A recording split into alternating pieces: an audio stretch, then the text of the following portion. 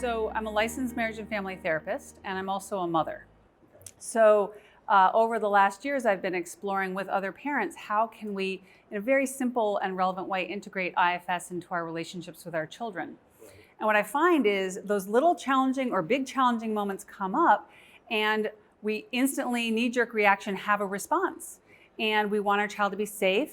We want them to be cooperative. We want to have control in the situation. And these are all parts of us. And they're well-intentioned, but often in their energy, they don't elicit the behavior we want in our child. So what I find is, rather than jump to a response, if we can notice that moment of reaction inside and pause, even for a moment, and take a breath and get a little space and perspective, we can rest back into our center, into a place of calm, into a place of some compassion or curiosity, and even just reflect for a moment. I wonder why my child's doing that. I wonder what their need is right now. I wonder what's happening for them, and then respond more appropriately. So a great example for me is my morning routine with my 9-year-old son. Some days he's followed the checklist, he's on target, 5 minutes early, we're on our way out to the bus stop. Some days he's gotten distracted. He's on the indoor swing. He's laying on his floor, like looking through his books and his cards, or he's like singing strange songs in the bathroom, right? And I'm thinking, I've got a client, I've got to get at the door, I've got calls to make, he's gonna miss his bus. If he misses his bus, I'm gonna be late. So I start to get tense and anxious, and if I respond from that place, not only do I kind of shut down his innate playfulness, but I make him anxious as he's off to school for the day. If I can catch those simple moments and just relax and recenter, I'm available to connect. He's much more responsive, and our morning's more easeful. And I protect what's most precious to me, which is my connection to my child, and that there's that open, loving flow with us through our day. So the way that I knew that I was afraid is literally, like I said, when I got the sonogram, the ultrasound, and they said it's a boy, and just like the shortness of breath, oh my God, what am I gonna do? How am I gonna do this? I can't do this. Feeling like you can't do something, that you're unprepared, or that you're never gonna be possible. That could be a clue that there might be some anxiety or fear about something. And because I lived in fear, it was hard to recognize, to be honest. In the very beginning, it just seemed like my norm. But then I started to realize that children very much pick up on our energy. And he would look to me for assurance. He would look to me for confirmation. And, I could remember when he was learning how to walk, he would fall down and he would look at me before he would cry. Like, does this hurt? And it's like, I didn't feel it. I don't know. But as long as I didn't react, overreact, should I say, if I responded, oh, you're okay, everything's fine, that was spot on.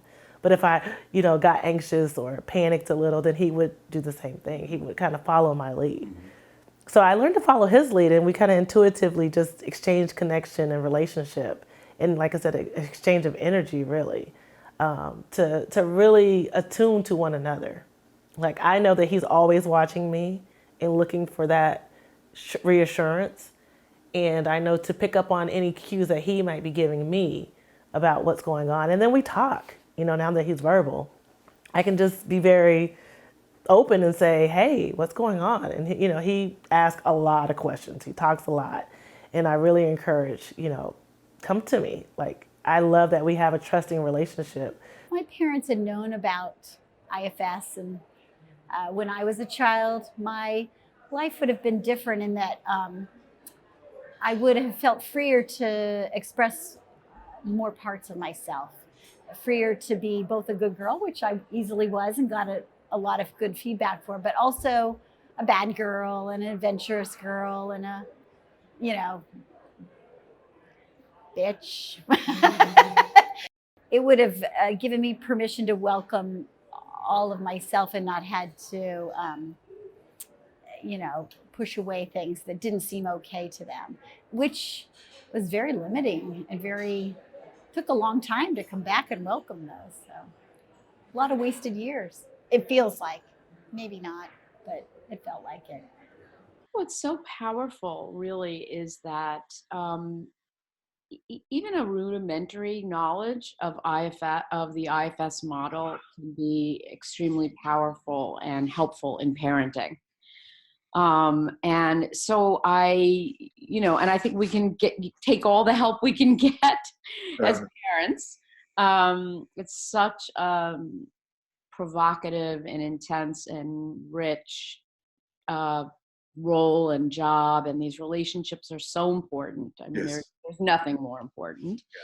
And I really do feel that the idea of understanding the idea of vulnerable hurt parts and protective managers and self-energy, just those three things really, are just such a helpful, mindful tool that parents can use on a day in and day out basis. And I think, I certainly wish I knew about IFS, 30 years ago for sure. I think it would have really made my job as a parent when my children were young much easier. It certainly makes my job parenting my adult children easier. What happens with our children often is that something happens with a child that triggers some old hurt part of us. And often helplessness or unworthiness is something that gets triggered in our feelings as a parent, because it is such an overwhelming job. So let's take your daughter trips, starts to cry and says, "Daddy, why did you take me on this walk? You made me fall." Mm-hmm. And let's just say, I'm just making this up, Derek, that taps into some, not all of you, but a part of you that has somehow felt to blame for something when you were little that's unhealed. So where it might go for me is, oh, I'm a bad dad. She's right. I shouldn't have done this. I put her in this vulnerable position.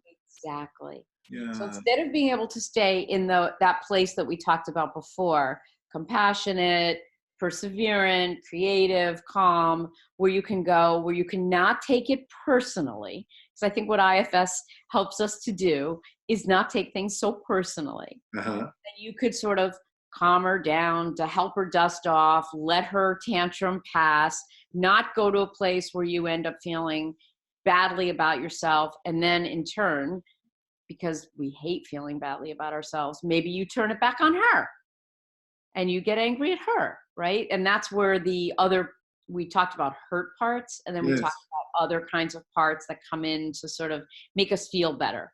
So then I might say something like, well, it's not my fault you fell over. You should look where you're going. I've told you before. Exactly. Okay. And this is the garden variety parenting example that we all have probably many times a day. Right. And if I was coming from that other space that you talked about as more self-led, I'm more likely to say, "Oh, honey, I know it hurts when you fall over. And I know you want to blame me. That's a horrible feeling. I've got you." Yeah. And then you allow her the space to have whatever reactions are going on inside of her. You don't get too involved in it.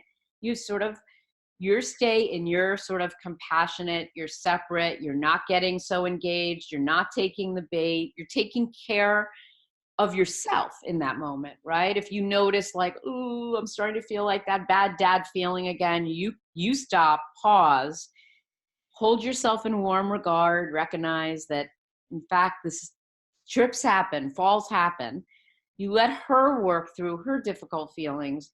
She gets more composed. She gets back into a space of where she's more grounded and centered. And then you continue with your walk.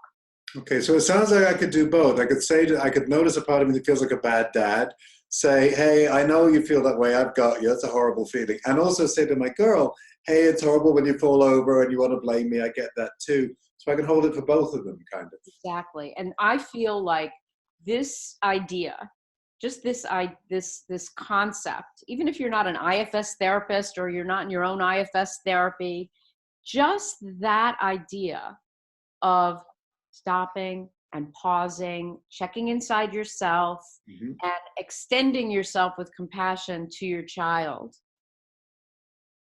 is monumental, really. It's very difficult to do. And we need lots of help and practice and guidance to do that. And that's why I do so strongly believe that even a little bit of knowledge of internal family systems therapy can help us get through the getting the kids out in the morning to school, the bath time, the bedtime, the most mundane things, but can also help us when one of our kids is really struggling with something that's even more profound, which many of us go through that with our children. Thank you, Lisa. So it sounds like, when I'm saying, let it go, no point going back to the past, there's no point crying over school, that sounds like it might be a protected part of me that doesn't want to acknowledge some of that vulnerability. Exactly. And we all have that. Yeah. Okay. Yeah. And again, it's not, the idea isn't to dwell in the past and get mired in the past. It really is to understand, do a little bit of healing, and then be in the present. Right. Got it. Yeah. That's really the goal. اینکه خب معمولا مادرها همون سبکی رو برای فرزندانشون انتخاب میکنن که با اون بزرگ شدن و حالا چه درست باشه یا چه غلط. و اینکه من IFS رو دوست دارم به خاطر اینکه حالا جور دیگه هم من قبلا با IFS کار میکردم، ولی اینو دوست دارم به خاطر که تا درون والدین درمان نشه، اونها نمیتونن یه ارتباط بیرونی با یه تعامل خوبی با کودکشون داشته باشن. I would say preliminarily, one other example I'll give is in the first week of school, this was shared by a teacher, a kid came unprepared for class.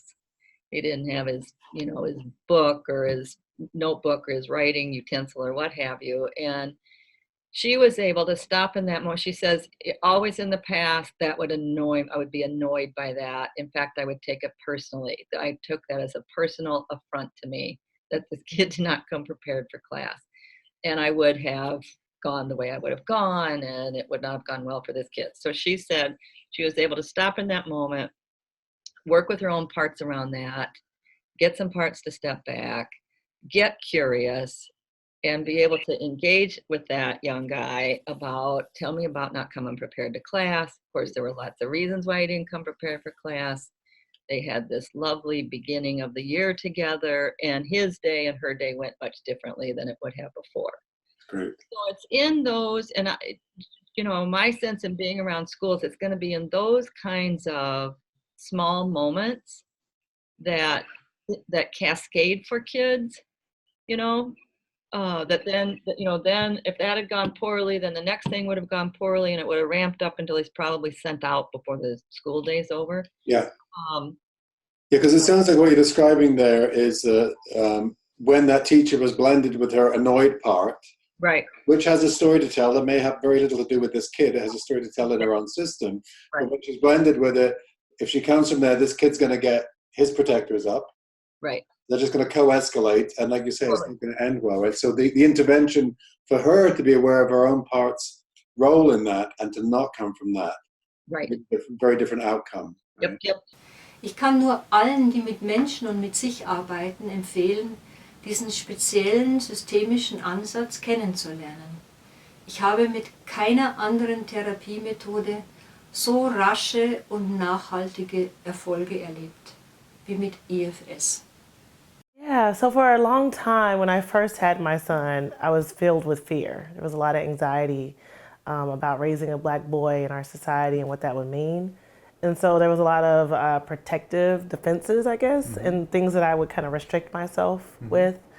And now that I'm introduced to IFS, I really feel like it's made me more courageous in my parenting and more present, like more grounded in just what I know, what I feel is just intuitively correct or what worked for us. Mm-hmm. And I'm more able to deeply know him. As a child who grew up with a lot of trauma and a lot of fear, I believed that the world was unsafe. I believed that I was unsafe, that even within myself, there was a lot of danger to me, that I wasn't safe with me.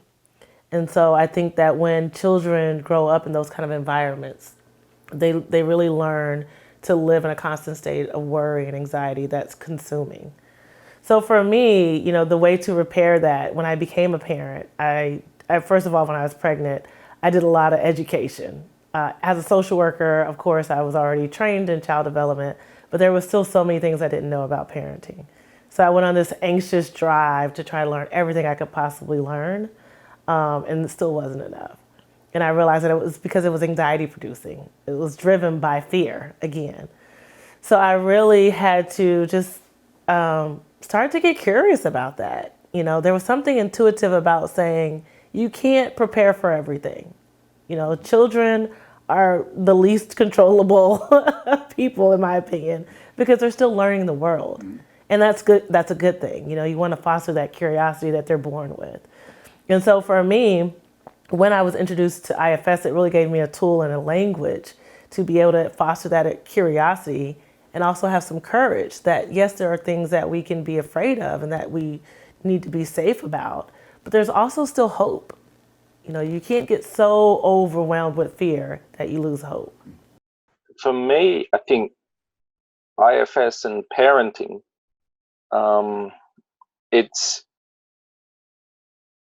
it's the invitation to kind of be more present, like with your own child, but your own inner child and children, your child parts, because that's my experience actually parenting, is that my child parts get so terribly activated, particularly around the parallel age stages of your children, when my injuries, my wounds, my kind of disorganizations happened.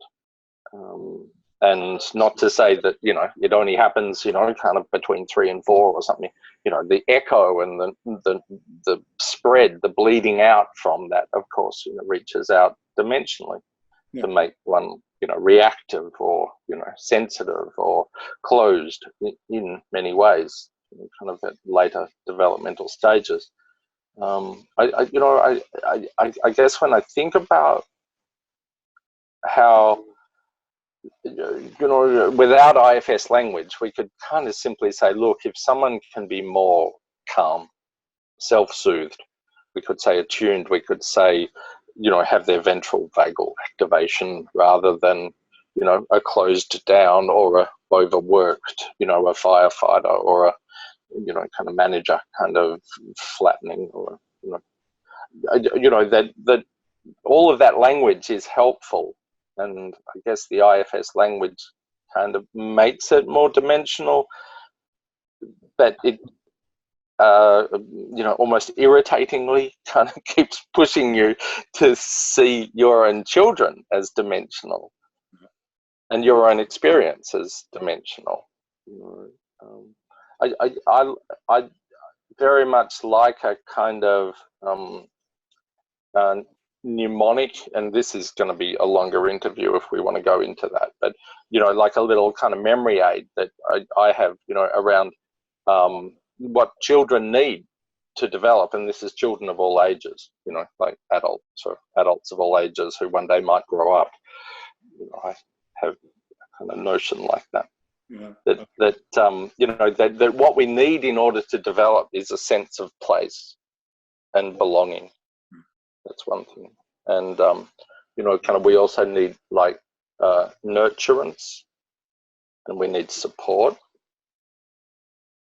and we need protection, and we need loving limits. And when we get those, and we get them symbolically as well as literally, like when we're an infant, we need them literally. Yep. Like we need to be supported, we need to be held, our head is floppy, you know, we need to be held, you know, have the arm, you know, this of, you know, the adult along the spine of the child, the buttocks, the thighs, the feet need to be supported, can't kind of flop around a bit, you know. And when you have that also symbolically to be supported, it actually allows us to grow up and become adults who know how to support ourselves. And for each of those dimensions, there's that symbolic and the literal. You know, to be nurtured is not just to sort of receive the breast and good milk, but also to receive the gaze and the loving eyes. Yeah, and I think one of the gifts of IFS is that if we didn't get that, it doesn't mean that we're irreparably damaged. It means that we can attend to our own inner woundings and clear that distress. Yeah, absolutely. And to me, the other real lovely distinction that I get from IFS is our parts are not the thing to be got rid of or amended or changed or, you know, kind of cut off surgically somehow, left behind, but rather to say they're burdened. You know, it's the burden, you know, kind of just to go back, point right back to what you just said. It's, you know, you can be unburdened. One can release. You can release what you can today. You know, there might be more to do it, but, you know, there's layers and layers of all of this. IFS very often is thought of as a therapy model, but what it really is a worldview. It's a way of understanding people and understanding interpersonal dynamics as well as what goes on inside our heads, kind of like the movie Inside Out, where we have conversations with different little personalities inside of us, or parts. And they carry our life experiences, they carry value systems, they carry beliefs, they carry energies from people who have shamed us in the past or who have disciplined us in various ways or just used different ways of trying to control us, control our behavior. And so we grow up with what we call burdens, which are these extreme thoughts and beliefs and feelings that become our way of relating to the outside world. So when we become parents, we often channel parts of our parents that interacted with us, that taught us how to be parents. We're not taught about self-leadership, which is an IFS concept that's very important. It relates to who we are at our core, which is a calm and compassionate way of being. And it also happens to be a way that when we're in that state of self-leadership, that we can relate to other people without shaming, blaming, or another way hurting them. But we're not taught that in our culture. So what we're taught are ways that our parents parented us. We don't have parenting classes in schools. The books tend to be more behaviorally oriented, how to get other people to behave, i.e. children, or an individual child psychology that very clinical and devoid of any interpersonal connection. And so we don't learn. And so parents do what I think are the best ways that they can to parent. But sometimes they don't know what they don't know and they end up wounding their kids. Someone said to me once, adulthood is the time that you go to therapy and undo all the things your parents did to you. But, you know, and that's probably true to a large extent.